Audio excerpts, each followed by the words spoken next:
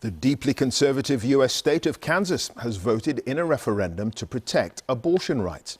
It's a major victory for pro-choice groups and the first electoral test of the issue since the Supreme Court decision 2 months ago, allowing individual states to ban the procedure.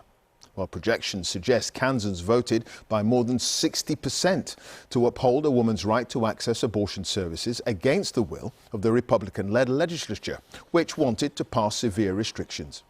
It's also despite the state voting Republican in every presidential election since 1968. Voter turnout was also higher than expected for the referendum. With more, here's our North America correspondent, Nomia Iqbal. In this deeply conservative state, it is a moment that has given liberal groups hope. It's going to be okay. It's going to be okay. They'd expected the vote to protect abortion rights to either be tight or not go their way at all. I'm speechless, really. I'm so proud and relieved. I'm relieved that our rights remain intact in Kansas. When the US Supreme Court overturned Roe v. Wade 2 months ago, a ruling that legalized abortion nationwide, many Republican states banned or restricted the procedure. Not Kansas, because the right is enshrined into the state's constitution.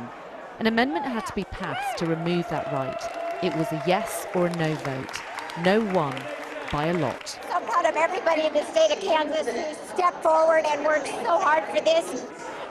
For President Biden, this result is proof that the removal of Roe v. Wade is out of step with public opinion. Voters made it clear that politicians should not interfere with the fundamental rights of women. And the voters of Kansas sent a powerful signal that this fall the American people will vote to preserve and protect the right and refuse to let them be ripped away by politicians. And my administration has their back. In this difficult time, in this time of... Anti-abortion groups say this is a temporary setback. This campaign has been bitter and divisive. About $12 million has been spent by both yes and no sides in a state with a population of just 3 million people. Both groups have accused each other of aggressive and misleading tactics. Unlike its neighbouring states, abortion is currently legal in Kansas until 22 weeks of pregnancy, and now will stay that way. For many, that's emotional and disappointing. It goes against my faith, I guess, or my feelings. I just don't like to see an innocent life taken if it isn't really medically necessary. Other states will now vote directly on abortion rights in the midterm elections in November. But this comfortably Republican state has shown just how unpredictable this issue is in America. Nomia Iqbal, BBC News, Kansas.